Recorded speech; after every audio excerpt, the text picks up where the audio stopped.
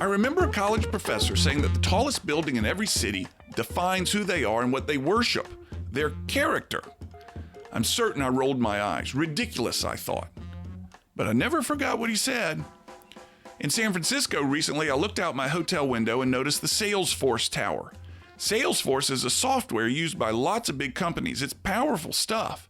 They're worth over $100 billion. And the Salesforce Tower is over 1,000 feet tall and is brand new. San Francisco and the Bay Area are the software capital of the world. They worship the stuff there.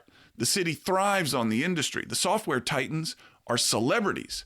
And as for San Francisco, maybe my professor was right.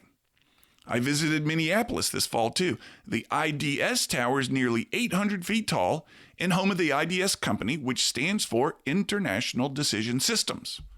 Now, as best as I can tell from a very vague website, IDS is either a company that finances software or a company that creates and sells the software that finances equipment. I couldn't figure it out. I gave up and left their website, which was beautiful but vague. And that's exactly what Minneapolis is. It has some real beauty to it out there on the plains, but I don't get a real feel of anything remarkable there. While I was there, I had a ridiculously expensive but unremarkable meal. And again, that's what Minneapolis is. It's expensive and unremarkable. I'm not so sure who or what the city is, much like I'm unsure about their tallest building. Another win for my professor. Then I reached out to my high school friend Evelyn, who lives in Grove Hill. I asked her what the tallest building in Grove Hill was. She said she wasn't sure, but guessed it was the courthouse. And, well, I don't know what to make of that, because there's some lawless folks up and around Grove Hill. I guess the theory doesn't work in Grove Hill. Now, I live in Mobile. The tallest building here is the RSA Battle House Tower.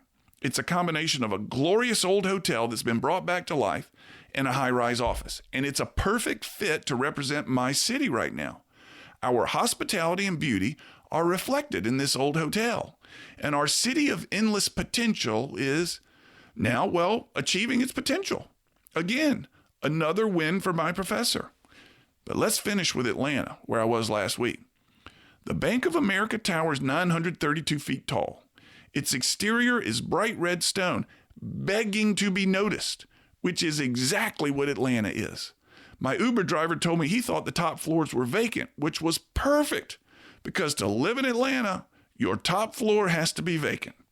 Another fit for my professor's theory. In hindsight, maybe he's a genius. I'm Cam Marston, and I'm just trying to keep it real.